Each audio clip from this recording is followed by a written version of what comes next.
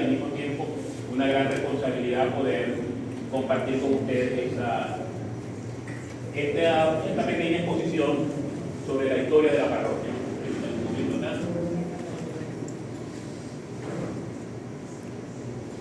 Bien. Ahora sí, ya apagamos las luces. Creo que debemos apagar las luces para que se vea un poquito mejor, ¿verdad? Bien. Hoy lo que queríamos compartir con ustedes es parte de la investigación que he desarrollado a lo largo de estos 25 años. He estado indagando en mi profesión, de la que tengo un título en trabajo social, pero me he dedicado en los últimos 25 años a hacer investigación documental, tanto propia como para otros investigadores que están fuera del país o que su tiempo no les permite estar metidos en un archivo, en una biblioteca, haciendo investigación en distintas áreas de la historia. Historia, genealogía, antropología, de diferentes materias. A lo largo de esos 25 años he ido recabando una gran cantidad de documentos que se refieren al antiguo distrito Perijá.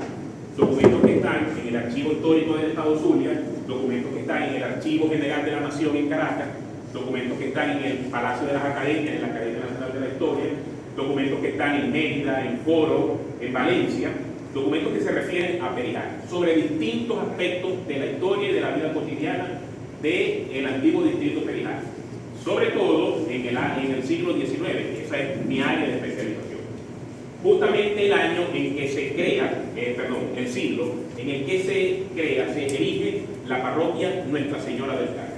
De modo que en esos documentos hay muchísima información sobre el proceso de constitución de la parroquia. Por eso yo he titulado así, el proceso previo. La documentación es muy amplia, pero la hemos sintetizado, la hemos resumido en el periodo que va entre 1841 a 1891. Alguien podrá decirnos, pero si la parroquia se creó en 1890, ¿cómo es que es el proceso previo? Bueno, tengamos eso presente para que más adelante podamos descubrir. Regularmente, según el derecho canónico, no se exige que exista un templo para que se cree una parroquia. La parroquia pudiera crearse sin la necesidad de que exista el templo físico.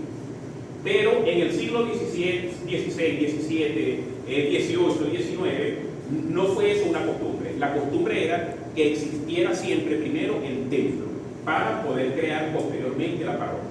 Así fue a lo largo de toda la historia de Venezuela. De hecho, en lo que corresponde hoy a Estado Zulia, no existe ninguna parroquia creada antes del siglo XX que se creara sin el templo. De modo que la historia del templo, la historia del edificio para la parroquia es indispensable conocerla, porque eso nos hace saber cómo se desenvolvieron las cosas alrededor de la creación de la parroquia. En efecto, pues, según el Código del Derecho Canónico, la parroquia se define como una determinada comunidad de fieles constituida de modo estable dentro de una iglesia particular, en este caso la diócesis. Y su cura pastoral se encarga, de acuerdo con el diocesano, se encomienda a un párroco, a un pastor propio. Estamos hablando de la parroquia, no del proceso de evangelización. El proceso de evangelización en las tierras de Perijá inició en el siglo XVIII con los capuchinos. Incluso se cree, o hay datos por allí que asoman que por ahí en el siglo XVII pudieron haber venido algunos sacerdotes agustinos, monjes agustinos. Eso es un dato que está por ahí y que tenemos que precisar. Pero lo que sí sabemos con certeza es que la evangelización en las tierras de Perijá comenzó en el siglo XVII con los capuchinos. Primero los capuchinos de Valencia y después los capuchinos de Navarra y Cartago. Pero las misiones no tenían dentro de su potestad crear parroquias. La parroquia es una potestad del diocesano, del ordinario. De modo entonces que vamos a estudiar lo que fue el proceso de creación de la parroquia, no de la evangelización de las tierras de Perijá, sino de la parroquia de Nuestra Señora del Carmen. El Código de Derecho Canónico, que existe como tal es a partir de 1917, como las modificaciones que se han dado hasta 1987, que es el último que existe, el Código de Derecho Canónico. Anterior a eso, en el siglo XIX, no había Código de Derecho Canónico. Lo que habían eran disposiciones papales, disposiciones de los concilios, disposiciones de los obispos sobre cómo se creaba una parroquia. Pero no había una regla fija y determinada. Eso era un proceso que se iba dando a medida del desarrollo de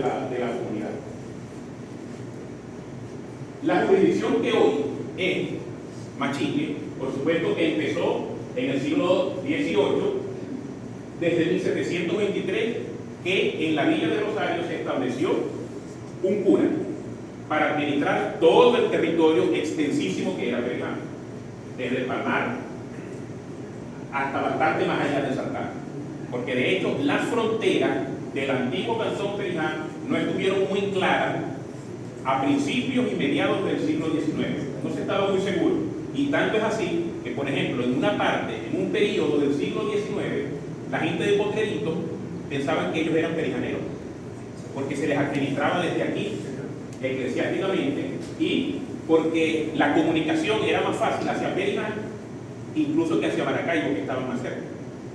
Lo mismo sucedió hacia las zonas más al sur del Santana. Era más fácil comunicarse con Perijá que comunicarse con la villa de San Carlos, que era otra villa constituida bajo la figura de villa, no una villa real, porque la única villa ordenada, creada por orden del rey, es la villa de Rosario de Perijá en el territorio de hoy Estados Unidos. La villa de San Carlos también tenía el título de villa, pero no era una villa real, sino que se constituyó bajo esa normativa. El cura de Perijá, que estuvo desde 1723, tenía la villa del Rosario, tenía cura y abarcaba toda la jurisdicción, no era párroco. Durante este periodo que va entre 1723 hasta 1780 había un cura, pero no había una parroquia, no eran parroquia eclesiástica, no tenían esa titularidad. Es a partir del 11 de marzo de 1780 que, por disposición del obispo Mariano Martí, se crea la parroquia Nuestra Señora del Rosario, abarcando toda el área primero de la villa de Perijá y segundo del cantón Perijá, cuando ya se constituyó esta fecha como tal.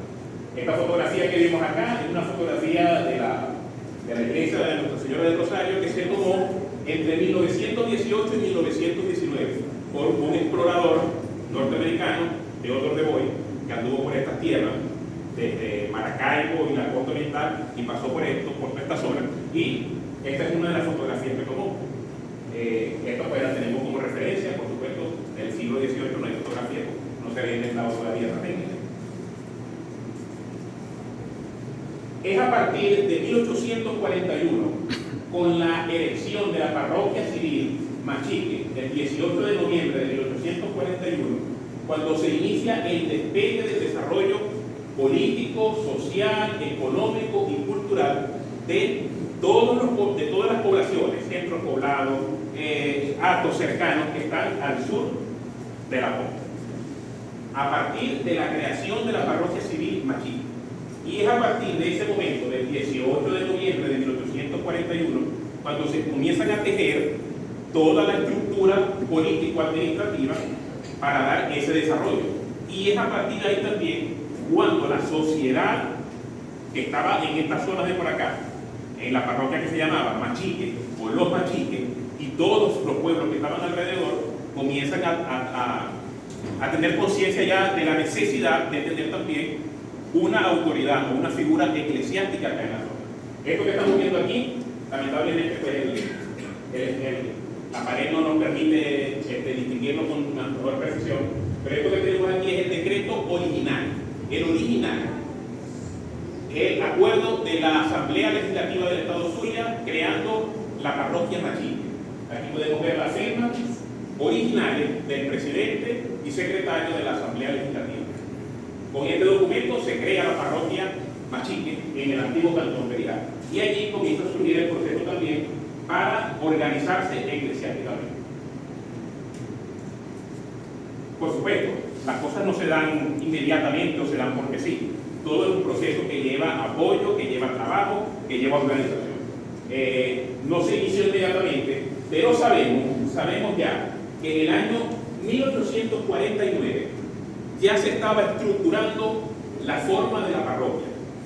El párroco de la villa, el párroco de Nuestra Señora del Rosario de la Villa, que en ese momento era el presbítero José María Alvarado, en este documento que está acá, repetimos que es lamentable que no se pueda ver con mejor precisión, él está haciendo una comunicación al gobernador del estado, pidiéndole que facilite enseres y paramentos, y específicamente 5 casullas y 5 capas de los colores habituales que se usan en la misa, para administrar el culto allí donde, en la parroquia Machito.